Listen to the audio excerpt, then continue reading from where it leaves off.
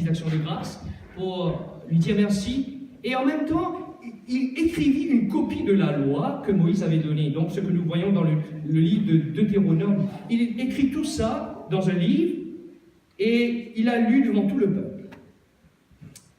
Chers frères et sœurs, l'histoire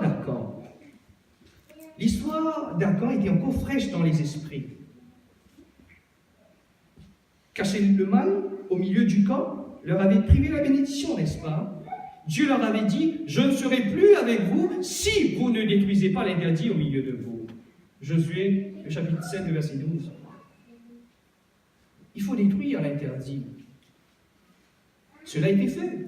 Et c'était clair pour eux de ne plus attirer la malédiction sur eux. Mais comme eux, nous oublions que le mal ne vient jamais sous la même forme. Il change de forme. C'est pourquoi l'apôtre Paul, en s'adressant aux gens de Thessalonique, il leur dit « Abstenez-vous du mal sous toutes ses formes. Gardez votre distance du mal sous toutes ses apparences. » N'est-ce pas? Parce que ça prend plusieurs formes. Le chapitre 9 du livre de Josué nous parle des habitants de Gabaon. Qui eurent recours à la ruse pour piéger les Israélites. Le texte nous dit qu'ils prirent des vieux sacs pour leurs ânes, de vieilles outres à vin déchirées et recousues. Ils portaient à leurs pieds de vieux souliers raccommodés, et sur eux de vieux vêtements, et tout le pain qu'ils avaient pour nourriture était sec et en miettes. Ils allèrent auprès de Josué au camp de Gilgal et lui dirent « Ainsi qu'à tout Israël, nous venons d'un pays éloigné, et maintenant faites alliance avec nous. »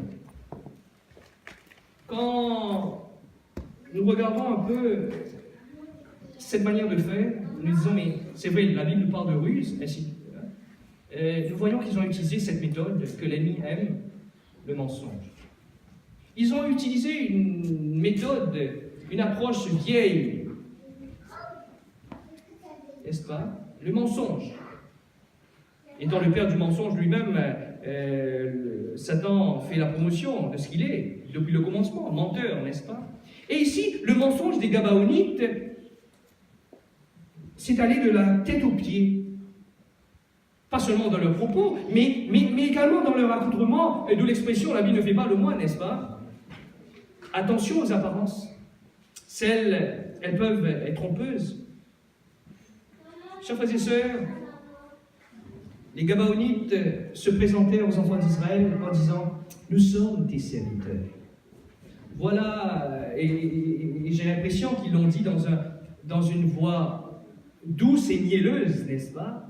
Nous sommes tes serviteurs. Il n'y a pas d'hostilité là-dedans. C'est tellement calme, c'est tellement gentil. Et là, en disant qu'ils étaient des serviteurs, ils prétendaient aussi qu'ils étaient inoffensifs. Et c'était une façon de faire comprendre à Josué et le peuple qui n'avait pas à avoir peur d'eux. Nous sommes vos serviteurs. En fait, c'est leurs propres intérêts qu'ils recherchaient. Quand nous connaissons l'histoire, ça commence au chapitre 9. Il y avait toute une équipe, une bande qui s'apprêtait à attaquer Israël. Et les Gabaonites faisaient partie de ces bandes-là. Mais là, ils ont changé. Et là, on se dit, mais alléluia! Parce que déjà, la Bible dit, sortez de Babylone, mon peuple, n'est-ce pas? J'ai dit, voilà, il y a la séparation. Mais non, ce n'est pas le cas ici. Ici, ce n'est pas la séparation avec le mal. Ce n'est pas la séparation avec le mal. Nous pouvons penser qu'ils avaient bien fait, mais non, car ils n'avaient jamais dit qu'ils étaient des Héviens et qu'ils avaient décidé de se séparer des autres. Bien qu'ils soient Héviens, ils sautèrent sur l'opportunité de se mettre du côté du plus fort. Vous savez, les Gabaonites ressemblent beaucoup à ces gens qui sont d'accord sur...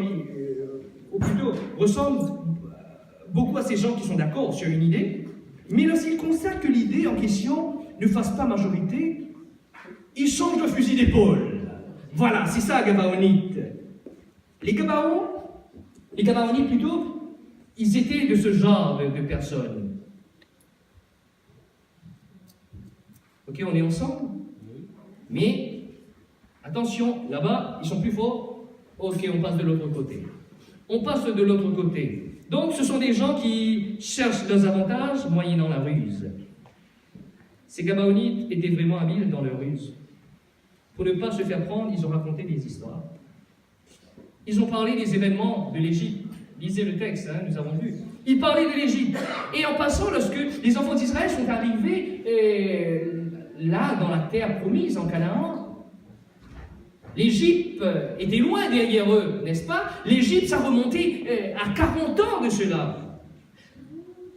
Ils ont été fins pour ne pas évoquer ce qui s'est passé tout récemment à Jéricho ni à Haï. Ils ont parlé de quelque chose qui s'est passé en Égypte. Comme ils disaient, nous venons d'un pays lointain. Bien sûr, ils ont parlé de quelque chose de très très loin. Bien sûr, chers amis, il avait fait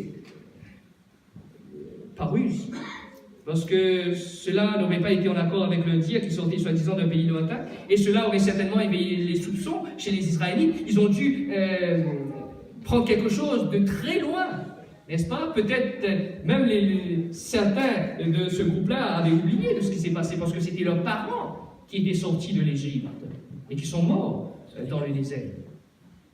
Chers amis, les hommes d'Israël leur demandèrent « Peut-être que vous habitez au milieu de nous, et comment ferons-nous alliance avec vous ?»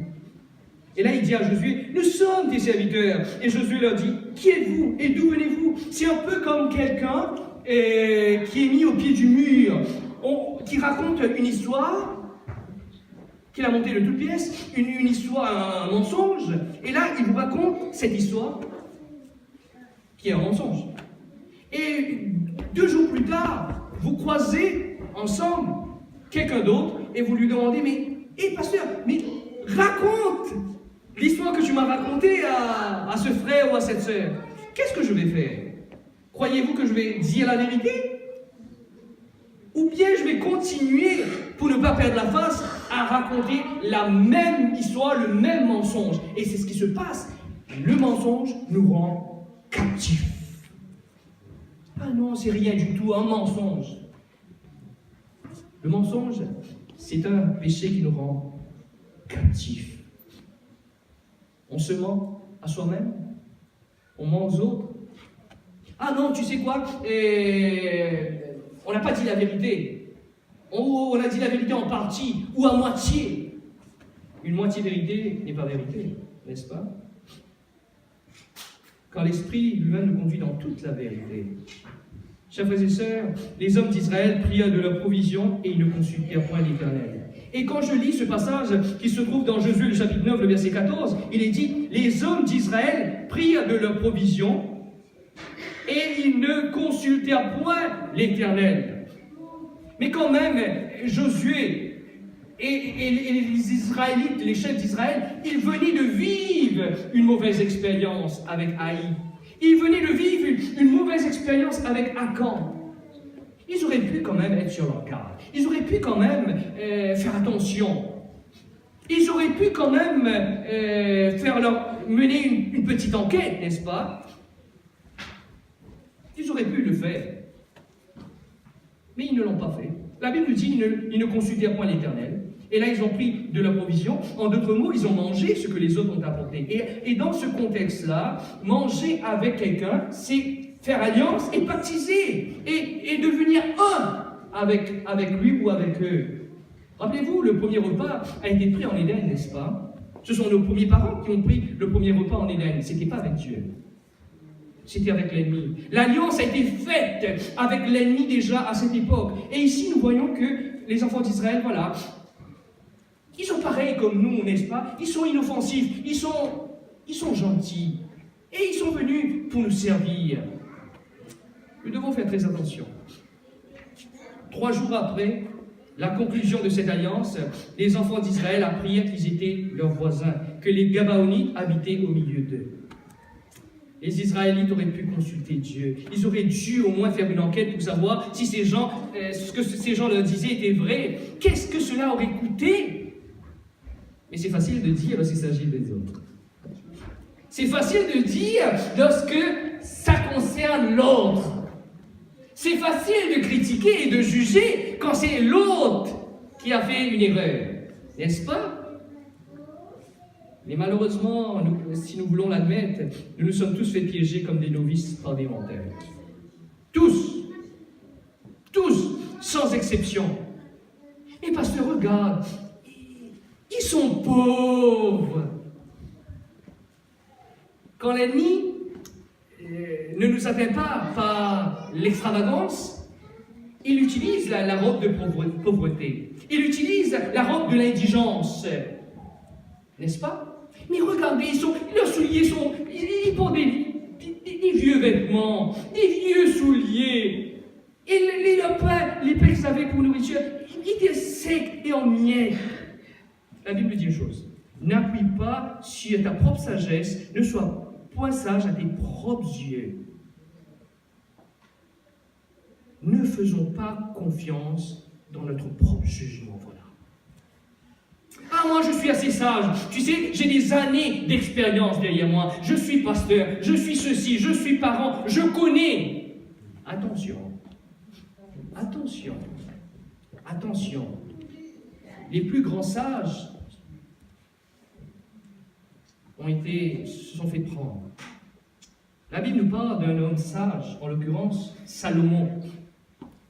Salomon était sage, n'est-ce pas? Vous êtes d'accord? Il a demandé la sagesse et Dieu lui a donné la sagesse. C'était l'homme le plus sage de son époque. Il était vraiment sage. Les gens sortaient de loin, les rois venaient de loin, les reines venaient de loin pour écouter la sagesse de Salomon. Mais est-ce que Salomon s'est fait piéger par l'ennemi? À plusieurs reprises, souvent, à tel point qu'il a fait alliance avec le peuple ennemi et conduit à l'Israël dans l'apostasie. N'appuie pas sur ta propre sagesse. C'est lui qui va le dire plus tard. Ne sois pas sage à tes propres yeux. Crains l'Éternel et détourne-toi du mal. Et nous sommes tellement convaincus de ce que nous entendons que même les propos du pire ennemi peuvent paraître comme ceux d'un ami. Et c'est la raison pour laquelle Jésus nous a mis en garde de la manière dont nous écoutons. Attention aux gabarits. L'ennemi se présente d'une manière déguisée et c'est pourquoi nous devons être vigilants. Jésus a mis l'accent là-dessus. Soyez vigilants. Soyez vigilants. Nous avons besoin du renouvellement de l'intelligence pour discerner quelle est la volonté de Dieu, ce qui est bon, agréable et parfait. C'est important, chers frères et sœurs. Ne nous fions pas à notre expérience. Ah, moi je connais. Il y a des gens, j'entends souvent dire, ah, tu sais, moi je connais ça. Mais tu ne te connais pas toi. Tu ne te connais pas toi. Et ça, je l'emprunte de la Bible. C'est le prophète Jérémie qui le dit. Le cœur de l'homme est tortueux. Il est méchant. Qui peut le connaître? Et des fois, nous faisons le fier en disant, moi je me connais. Attention.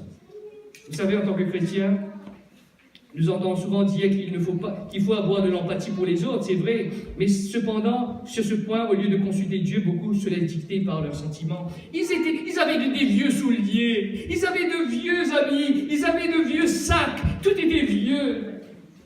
Et là, c'était les sentiments qui prenaient le dessus, les devants. Ils étaient emportés et dictés par leurs sentiments.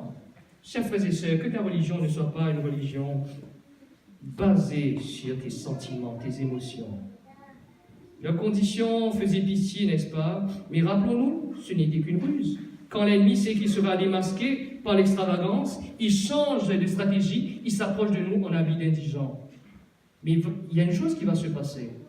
Pour s'être déguisé, affublés d'un manteau de pauvreté en vue de se tromper ou de tromper le peuple de Dieu, les Gabaonites se virent condamnés à une éternelle indigence. Ok, maintenant vous êtes maudits, lui dit Josué. Tu veux vivre le mensonge? Tu es condamné maintenant à vivre ce mensonge. Souvent nous disons, mais personne, de toute façon, tu sais, qui va savoir? Qui va savoir? Au lieu de crier ce mot, je mets un autre mot. Au lieu de mettre ceci, je ne mets pas ceci. Au lieu de dire ça, je ne le dis pas. Après, tu sais quoi? Nous vivons dans un monde de méchanceté. Être honnête, ce sont les bêtes qui sont honnêtes. Il faut parfois savoir, n'est-ce pas, se faufiler dans tout ça. Alors, on fait quoi? Alors, mais bon, un petit mensonge, ça ne tue personne. Le mensonge nous rend captifs. Chers frères et sœurs, Josué fit appeler ce groupe et il leur dit: pourquoi nous avez-vous trompé en disant nous sommes très éloignés de vous, tandis que vous habitez au milieu de nous? Et il y a des passages dans l'Ancien Testament, et en particulier Lévitique, le chapitre 19, les versets 33 et 34, et non 15.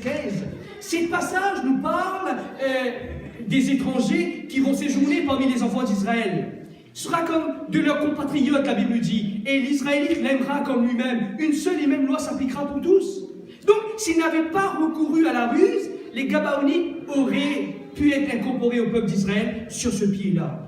C'était pas des n'importe qui, ces gens-là. Lorsque nous lisons le chapitre 10 de Josué, verset 2, on nous dit que Gabaon était une grande ville, comme une des villes royales, plus grande même qu'Aï, et tous les hommes étaient vaillants. C'était pas des n'importe qui.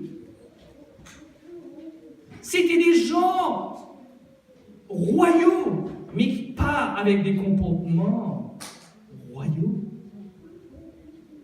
Chers frères et sœurs, s'ils n'avaient pas recouru à la ruse, les Gabaonites auraient pu être incorporés au peuple d'Israël sur ce pied-là. Ces habitants d'une ville royale, qui étaient tous des hommes vaillants, subirent l'humiliation de se voir réduits à être coupeurs de bois et puiseurs d'eau à perpétuité. Le mensonge te rendra captif.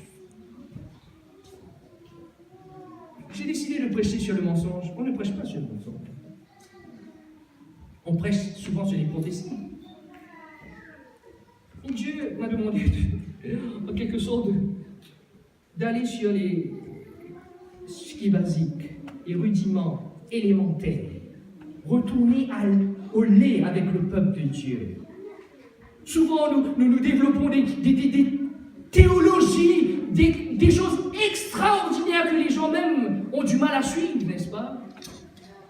Alors que on n'est même pas honnête avec soi-même. On se ment à soi-même. On se ment entre nous, les uns aux autres, n'est-ce pas? On fait semblant. Tout va bien. Et d'ailleurs, lorsque vous regardez le peuple de Dieu, tout va bien, toujours bien. Tout le temps bien. Mais nous sommes venus pourquoi à ce moment? Vous savez, nous venons chaque sabbat, nous ouvrons la parole, nous venons ensemble pour communier, pour écouter la parole de Dieu, parce que nous sommes blessés, nous vivons dans un monde de souffrance, et nous venons pour que nos blessures soient pansées, que Dieu s'occupe de nous, n'est-ce pas? Chers frères et sœurs, ce groupe-là aurait pu se joindre au peuple de Dieu sans avoir besoin de recourir à la ruse. Nous croyons souvent que la seule façon pour échapper à une situation de dilemme ou à un danger quelconque, c'est de recourir au mensonge. C'est la vérité qui libère le captif et non le mensonge. Vous connaîtrez la vérité, avait dit Jésus, et la vérité vous rendra libre. Le mensonge ne fait que nous rendre captifs. Et là, vous vous dites, mais certainement, Seigneur, toi qui lis les cœurs, certainement tu sais que quelque part au fond de moi, il y a pas mal de mensonges. Peut-être les autres ne voient pas ce mensonge-là, mais toi tu les vois. Ces mensonges-là sont bel et bien partie de ma vie, de mon existence. Et là nous disons, mais c'est fini pour nous. C'est fini, Dieu nous a démasqués, c'est fini pour nous. Mais lorsque Josué leur demanda pourquoi il les avait trompés, les Gabaonites répondirent ceci: votre présence nous a inspiré une grande crainte pour notre vie. C'est ce qu'ils ont dit, hein. Votre présence inspire une grande crainte, nous a inspiré une grande crainte. Souvent, nous mentons, vous savez pourquoi nous racontons une histoire, nous mentons quelque chose de toute pièce, juste pour nous tirer d'affaire. Pourquoi nous avons peur des autres? Qu'est-ce que le patron va dire? Qu'est-ce que ces gens vont dire si je dis la vérité sur ce que je suis, sur mon identité? Qu'est-ce qu'ils vont dire? Peut-être ils ne vont pas m'embaucher. Alors je peux essayer de trouver quelque chose, une astuce pour... Attention à cela. Beaucoup, malheureusement, aujourd'hui, ont du mal à demander le sabbat, par exemple. Vous savez pourquoi? Parce qu'ils n'ont pas dit qu'ils sont membres du peuple de Dieu. qui gardaient le sabbat. Et là, lorsqu'il se retrouve dans cette situation, mais comment faire maintenant? Comment faire maintenant? Le mensonge te rendra captif. Chers frères et sœurs, quand je regarde la réponse des Gabaonites, ça m'inspire parce que souvent nous oublions qui nous sommes en Jésus-Christ. La Bible nous dit, tu es une nouvelle créature en Jésus-Christ. Tu es différent en Jésus-Christ. Tu n'es plus la même personne. Tu es enfant, tu es fils du roi, tu es co-héritier du royaume, n'est-ce pas?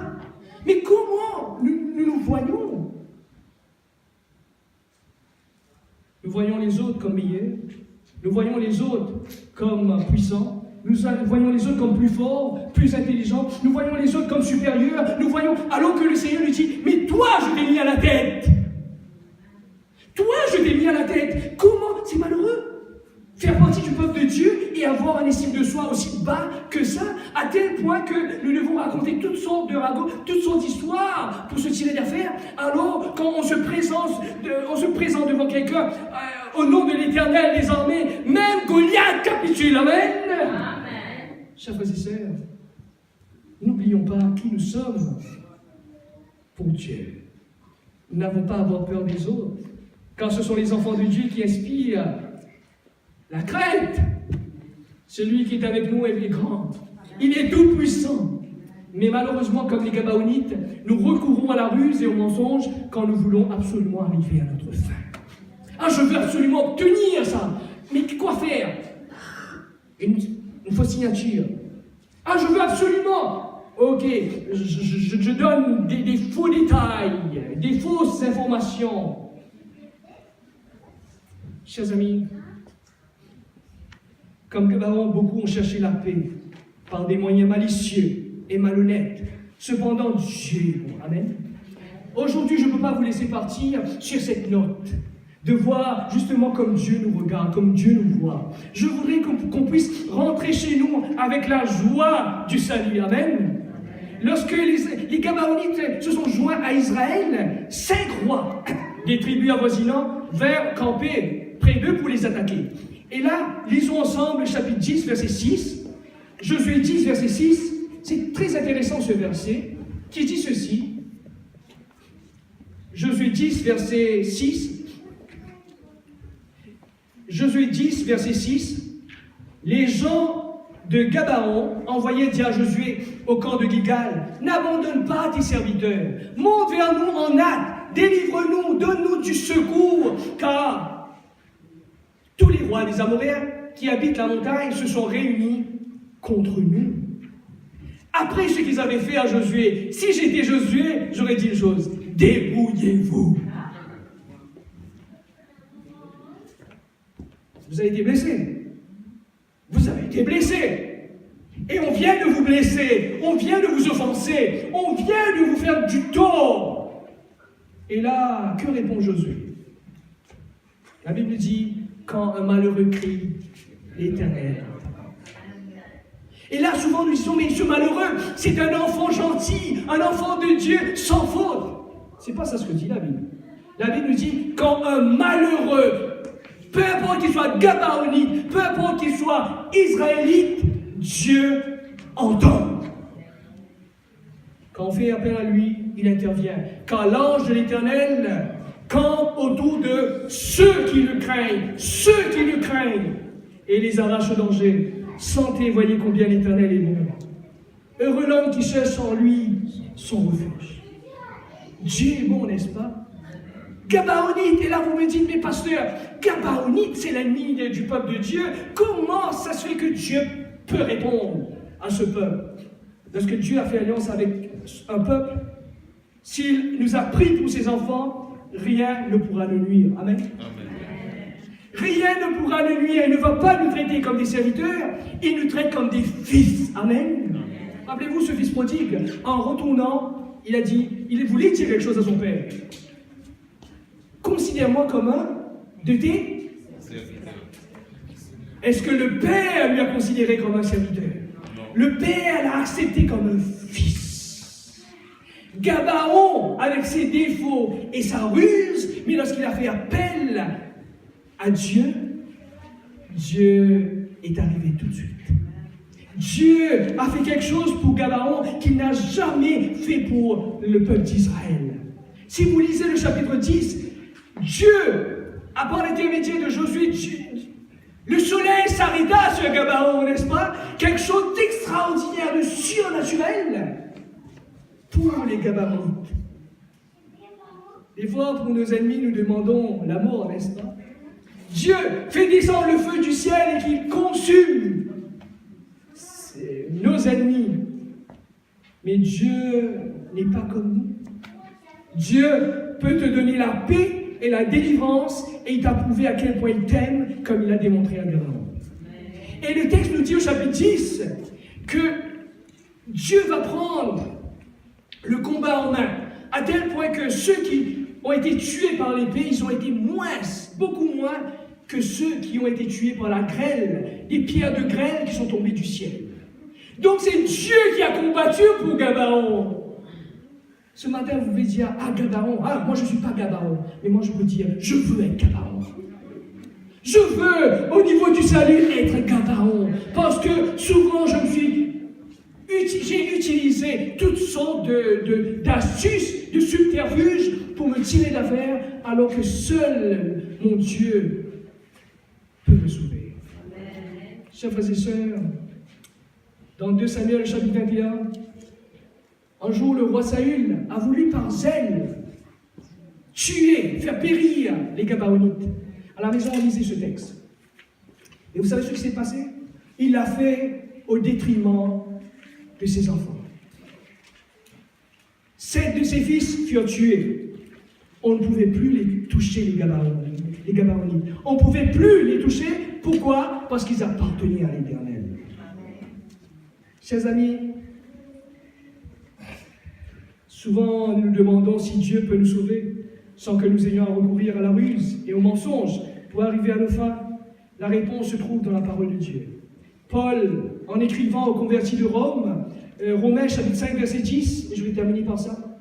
Écoutez cette parole et rentrez à la maison avec cette promesse. Romains 5 verset 10. Romains 5 verset 10.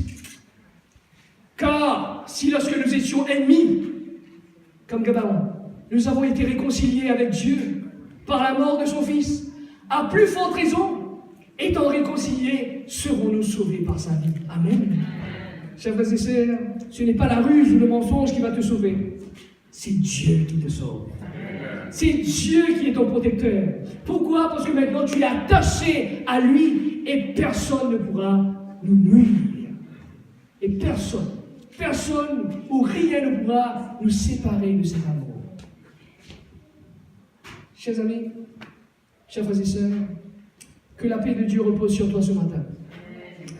Parce que Dieu est un Dieu de grâce. Un Dieu qui ne pointe pas du doigt et qui accuse.